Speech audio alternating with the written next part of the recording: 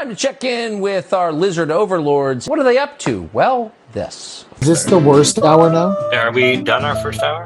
Yeah, we're into our worst hour now. Keep your expectations of this episode low. Starting the worst hour now, I feel like we've crossed into maybe not great content hour. Welcome to our worst hour. Donald Trump today actually said there's a guy up there in Canada that was threatening to charge a tariff on the electricity, but he's not doing that anymore. He's a good guy. But he didn't even know Doug Ford's name. Like, he could just, some guy up there, up north, some guy. There's a guy up north. A guy. Like, this guy won't even acknowledge your name. And then he basically posted saying shutting off the electricity is an act of war.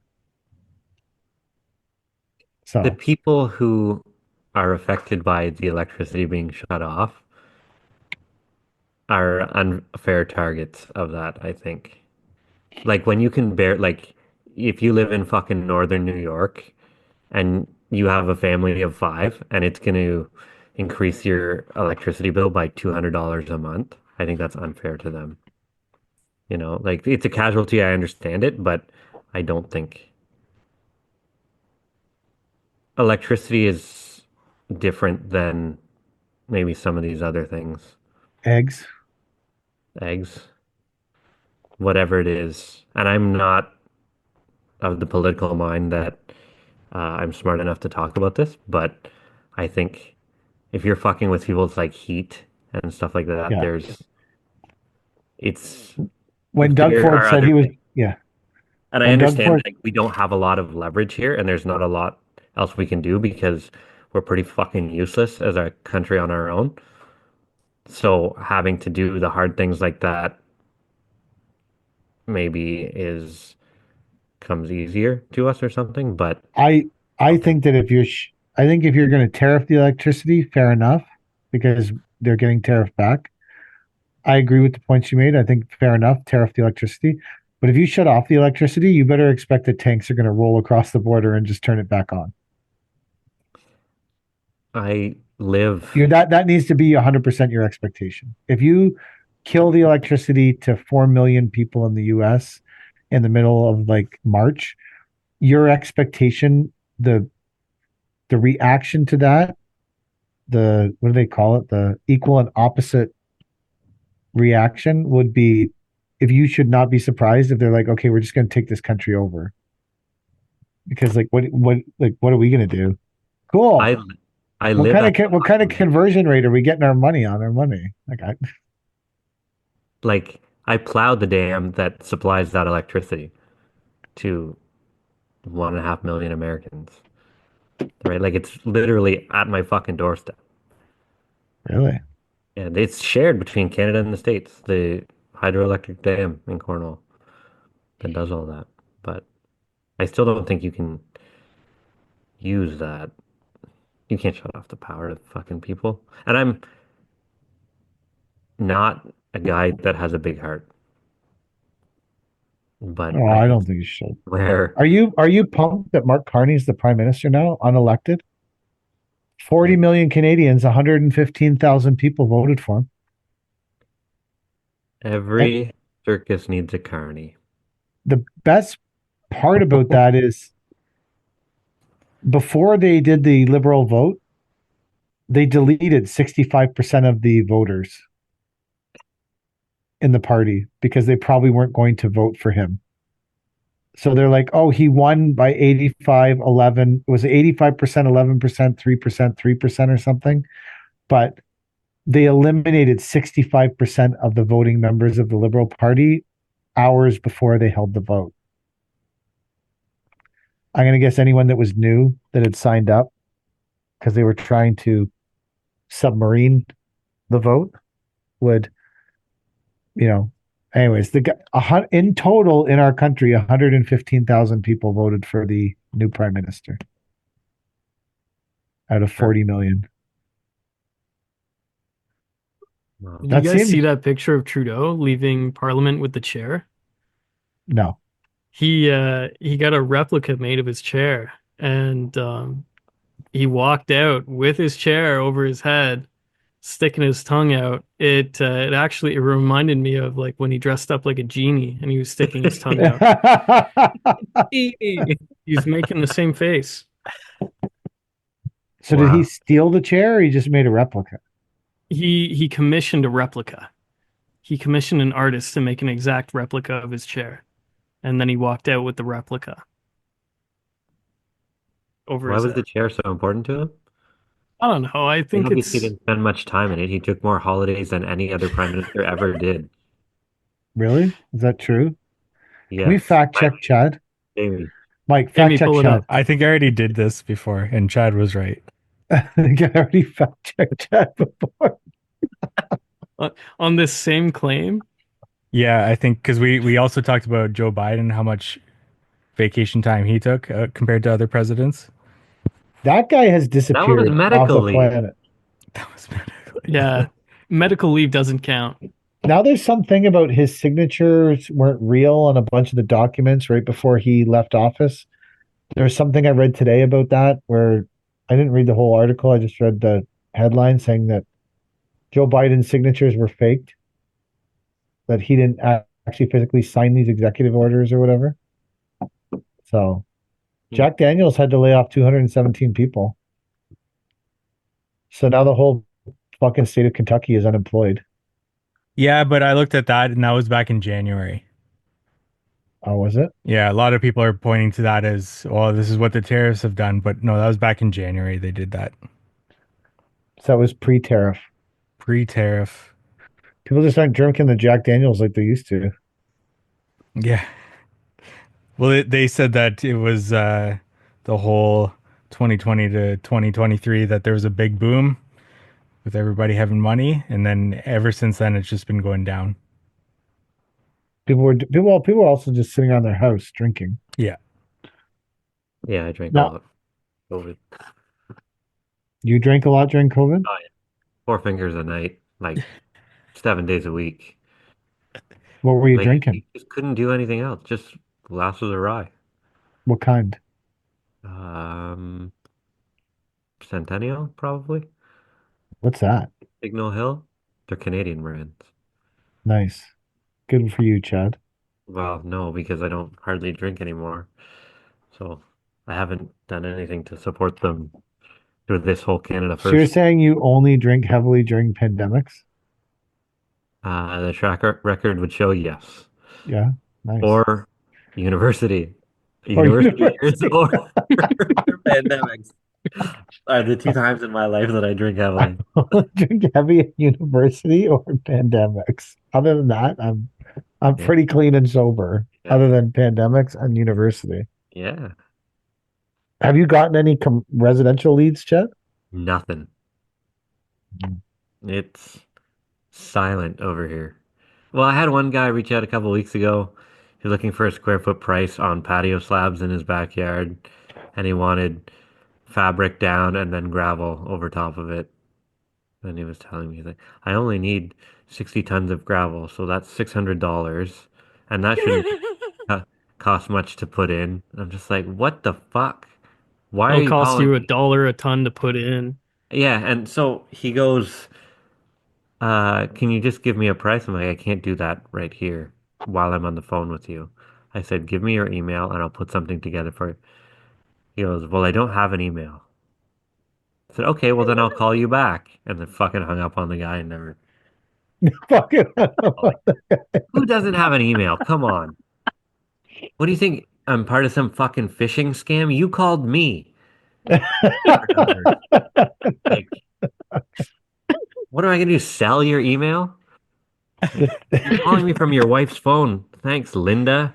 Like,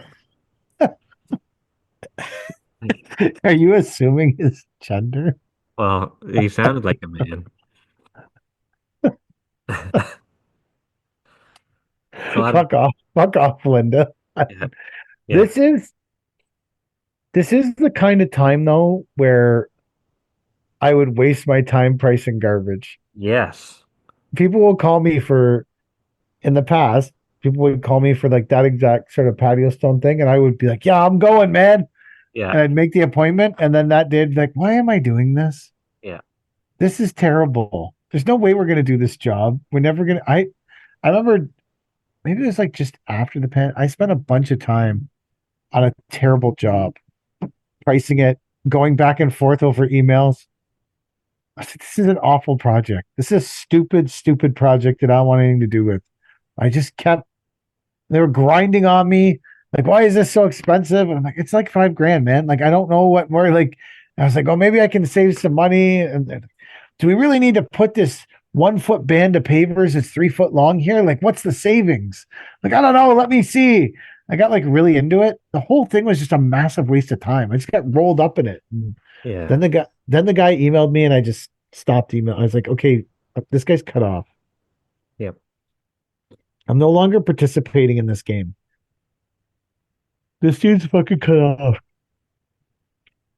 Yeah. That's as soon as something better comes along, you snap back into reality, be like, what the fuck was I thinking? Why was I doing that? What was I doing? Like a dog whistle comes in, like, yep, back to the good stuff. How's the drainage leads, Mike, with the snow melt? I haven't had any since January, so I guess people see you now as a guru.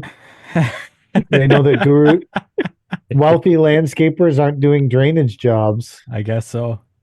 So what are you talking about on there? I'm going to be talking about overhead recovery and social media, YouTube, what that's done for my business. That's it. Drainage leads? Yeah, I could talk about that, how I got drainage leads. That's what YouTube's done for your business, right? No, that was my website. Website brought in the drainage leads. YouTube brings in more paver leads. You guys are really selling yourselves as brands better than I am. You're doing all this speaking shit, and here I am making videos for my hot tub about all my shit that doesn't work. I think you're gonna outgrow me soon. I could Jack sit in might a take my place on the podcast. no, I could sit in a puddle and make a video of all my shit that doesn't work. Have a fucking hot tub. The puddle that you made from blasting out your enclosed trailer with water. Or is also so the trucks you plow, but there's always this like layer of ice all winter, like in a gravel yard. Yeah. And during the first big melt, like my truck always has oil leaking out of it. It's old and it just Brad's repaired one oil leak and then another one starts, then he repairs this oil leak and then another one starts. And so now there's some either a fresh oil leak or a reoccurring oil leak or anyways, it's like, but I didn't realize I felt like I needed to I looked in the yard during the melt and the ice was still there and the water was swirling around and blowing in the wind. And I was like, man, I got to get some Dawn. If a goose lands here, it's going to be like the goose off the fucking ocean from the Exxon Valdez. Like, what the fuck is going on? Like one drop of oil in water turns into this, like the whole part of the yard was this like moving black motion. And I was like, oh my God, I hope the guy that we rent the yard off doesn't come back here today. There may be some hydrocarbons going into the ground.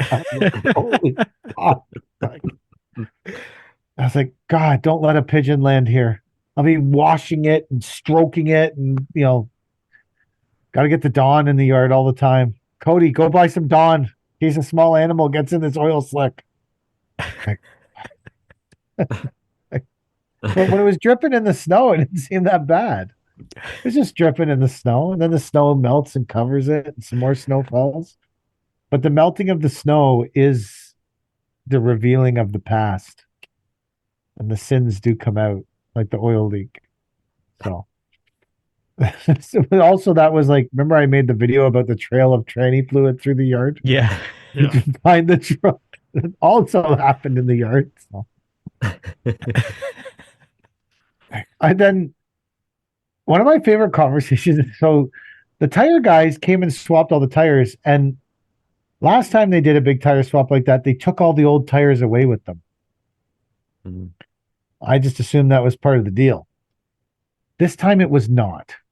There's a whole bunch of tires in the yard.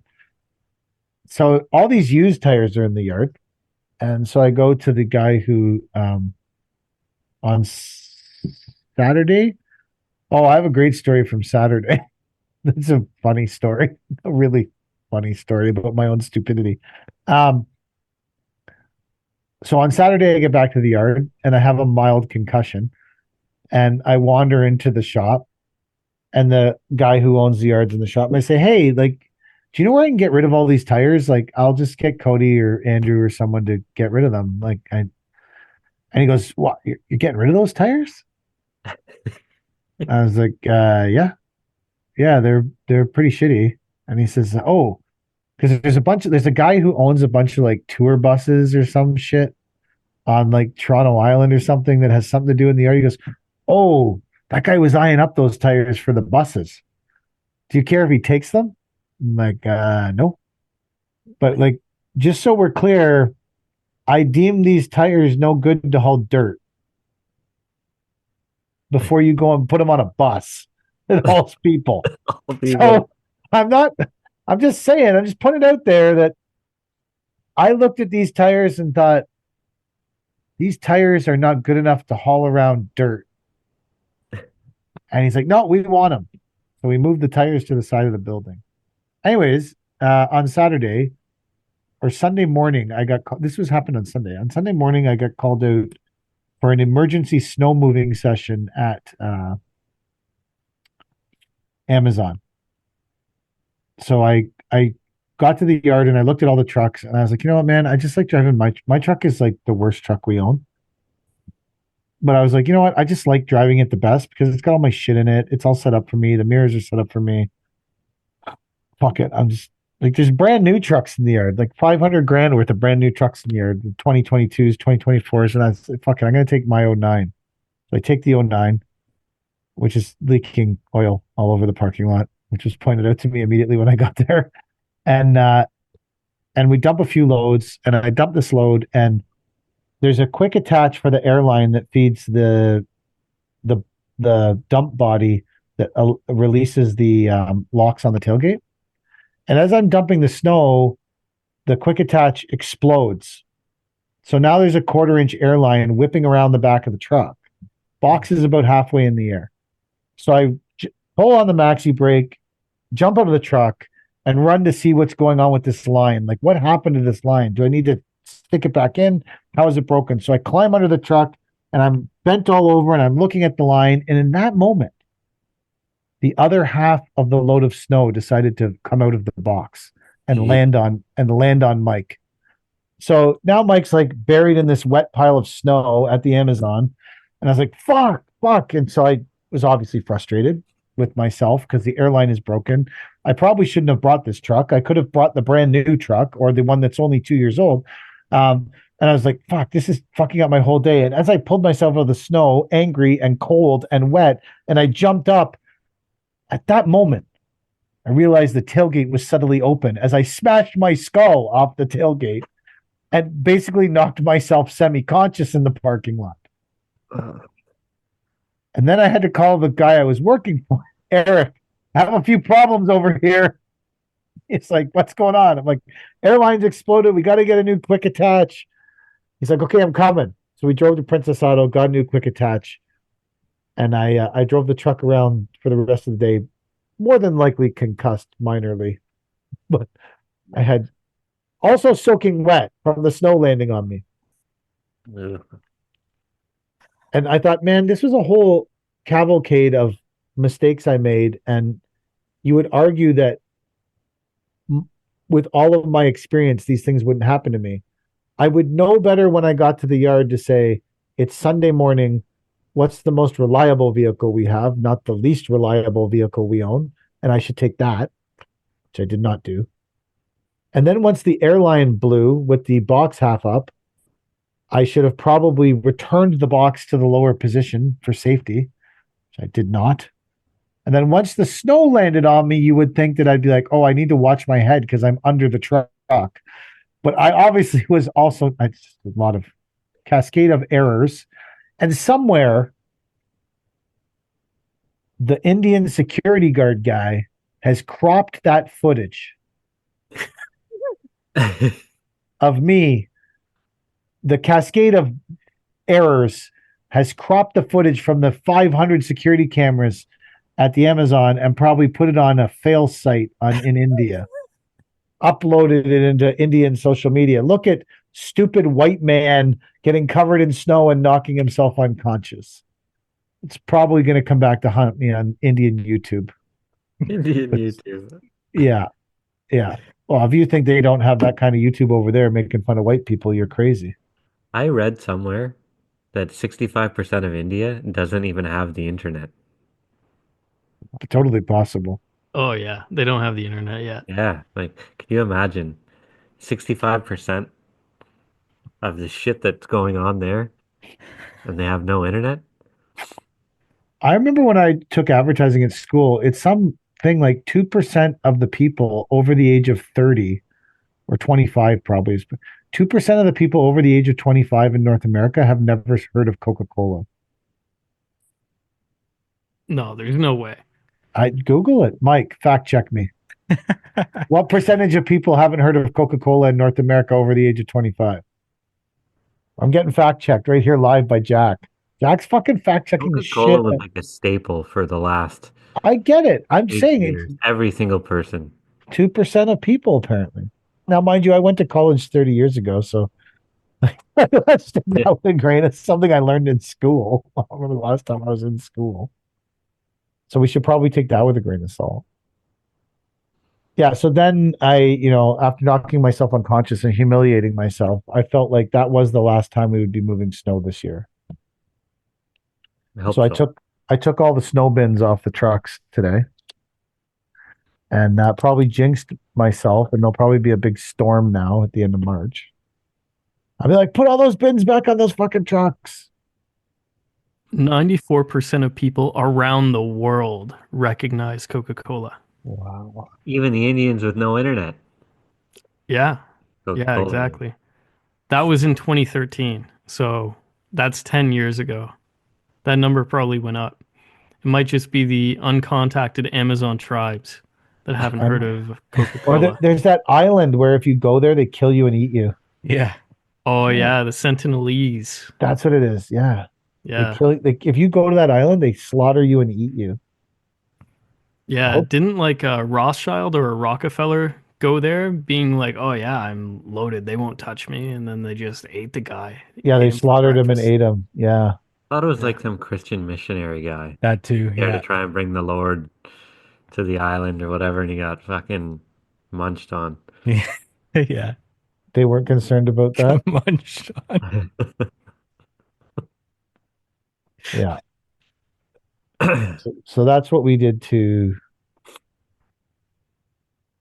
that's what I did on Sunday. Maybe that's why I'm a little dopey today. Repeating myself. My brains were pretty scrambled yesterday. They're better today. Yesterday, my brains were pretty scrambled. Today, they're better. I had more clearer thought paths than I did the day before. Would have been the perfect time for Jack to email me some $1.7 million job and say, can you do a quick review of this? Yeah, take 10 minutes. Can you review this? But Breeze through the spreadsheet. we were moving snow. He must have sent me like 4 fucking spreadsheets or 5. Can you do a review of this? And I was like, yeah. I got on the computer and my dazed, I haven't slept for 20 hours. I'm like, this is looking fucking good. This is looking great. Looks amazing, Jack. Go for it. I'm like, I was looking at the profit and the margins, and I'm like, oh, fuck, it looks good.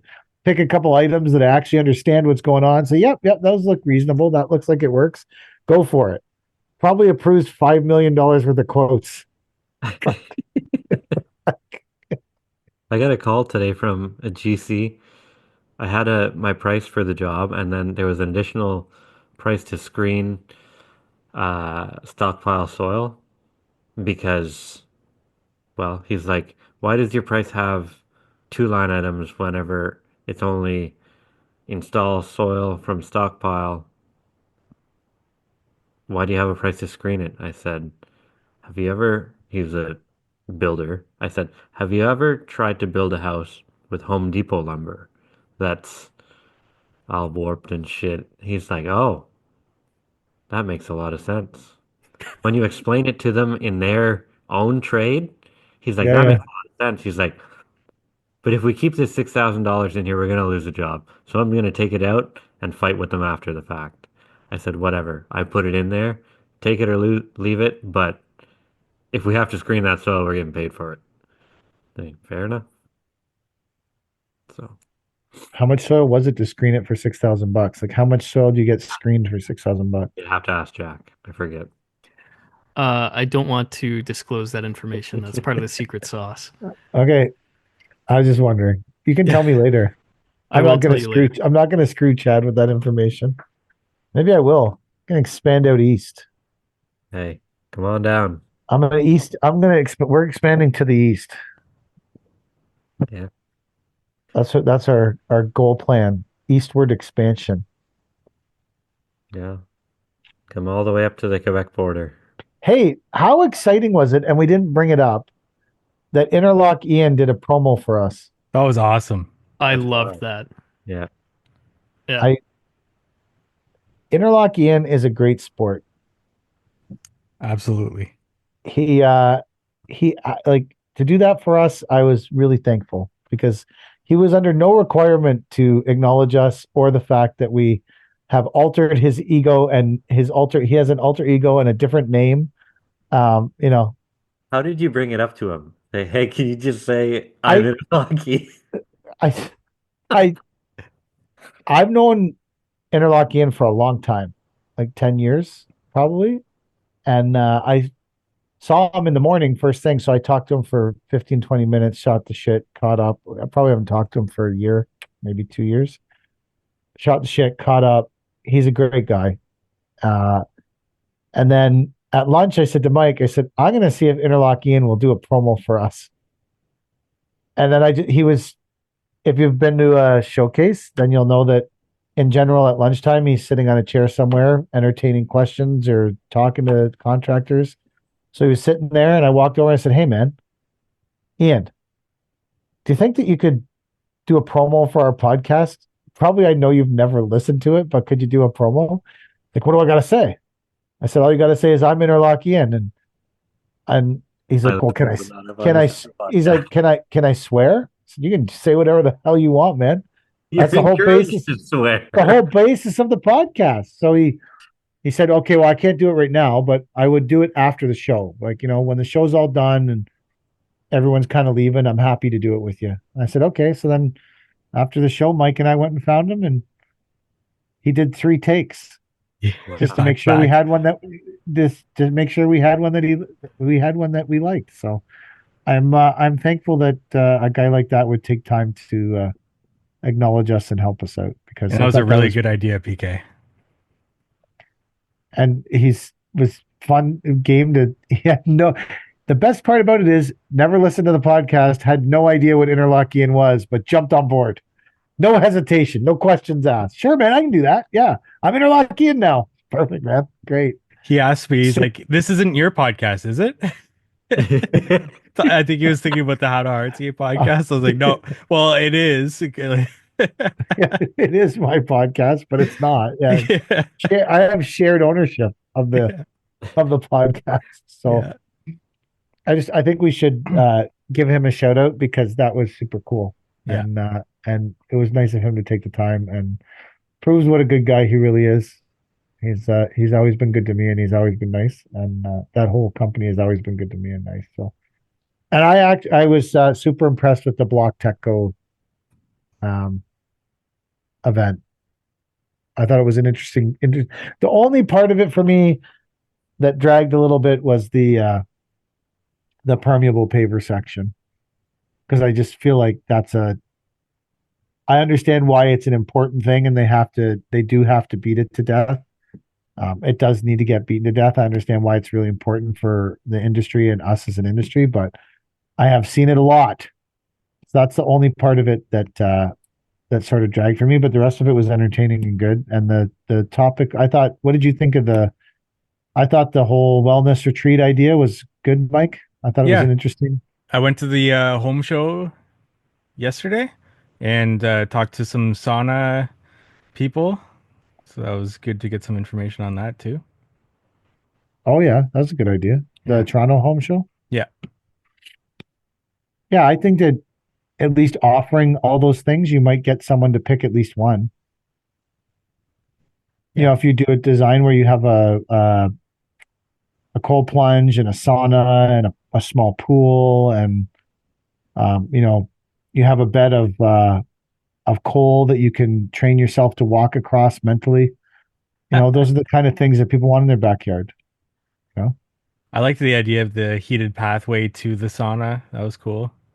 that was yeah, the geothermal heat Yeah. dug to a certain depth or something. There was some yeah, that was cool. That was a good yeah, the heated pathway. And I you're right. I like that you could turn on the different heat in different areas. Hmm. There was like control or what, like you could heat this pathway, but not that one, but then heat that one. But I thought that, yeah, you're right. That was really cool. Yeah. Yeah. I thought it was a great day. And I was fucking packed there, man. Yeah, Like it was there wasn't an empty seat, man. It until was after lunch. after lunch, not so much, but it was fucking packed right till lunch for sure. It Yeah. was rammed. It was good. There was lots of vendors too. So Jack, did you have a hand sourcing those seashell pavers at that one project? No, I don't recall seashell pavers. Okay. Which project was Oh, was that the Was project that you did, or was it seashell pavers or permeable pavers? they're talking about that weird guy, Jack, with the African art that sells Oh, his name's Walter, right? yeah, What are those pavers called? they're a really cool technology, and they're the only truly permeable paver that's out there. So yeah, I know the guy. Dealt with him when I was doing that first really big project of mine, and these pavers are really cool because like if you pour water on these pavers, the water sits on top for a second and then it just right through the paver. Like it doesn't go off to the sides and into a base, nothing like that. It goes through the paver. Interesting. Yeah, really cool. Look it up. There's some cool videos of it. Hydro When you pave. do when you do the poly sand, you have to put it in. You can't sweep it in. You Yeah, have to put it in with you gotta like a pipe it mustard. in. Yeah, pipe it in exactly. Interesting. Yeah, Because you can't get it all over the pavers. Right. yeah, because it'll clog up the permeability, right? I wouldn't say that they're very good for like something that's super high traffic or like that's gonna get muddy. Like if you're coming out of, I don't know, a barn and then walking on these things, you're gonna gum them all up with horse shit. But like I know of parking lots that use them to meet the stormwater requirements. They because like, you know, it goes right through the pavers. It's like full retention. Um, and I've seen it used in like areas around pools, like pool patios, where you walk out and your water just drips off and no slip surface or anything like that. It just right right Aren't they through the made out? pavers. Isn't it made out of like broken ceramics or something? Yeah, that's exactly it. It's like pressed and fired ceramic and porcelain. Shout out to Hydropave and Walter. I think they're the Who has only amazing people. African art. Yeah, yeah. He's got like this crazy display too, like a whole patio built and stuff. He's all about it. Um, interesting guy, interesting guy, and also super cool product. They're the only company that does that, full on. Interesting. Yeah, they've got like a patent on it. Are you bidding a job with it, Mike? No, I just the whole kind of wellness retreat kind of that popped in my head for some reason. I Mm. don't know why. It just They popped. would work great from a cold plunge. Mm. Yeah, yeah, and like heat it with the glycol, heat it however, and yeah, walk out of the cold plunge, nice and clean. Nice. All right, are you good, Mike? I got to get Yeah. ready to go to Dominican, and I haven't packed. All right. Are you guys all good? Yeah. Yep. Chad, you have nothing to add? It's getting close to my bedtime. It is getting close to your bedtime. Jack's working on that list. 14 days from now, I'm on the list to get my list of jobs that we priced. You were on the list to get your list. I'm on the list to get my list. When am I up on the list? Before you get back from the Dominican. Before we get back from the Dominican. I have it on March 16th. I like that Jack's life is so scheduled that he's scheduled when to send me a list. Oh yeah. Everything. I would have just forgotten about it. And then kept saying I forgot about it. But Jack put it on the schedule. This is my scheduled moment to send the list. All right, that's the end of the podcast. A big shout out to Interlockian. We appreciate his support. It's great. But end of the podcast. Thank you for watching. Yeah, those people run the world. They're so impressive. What a bunch of freaks.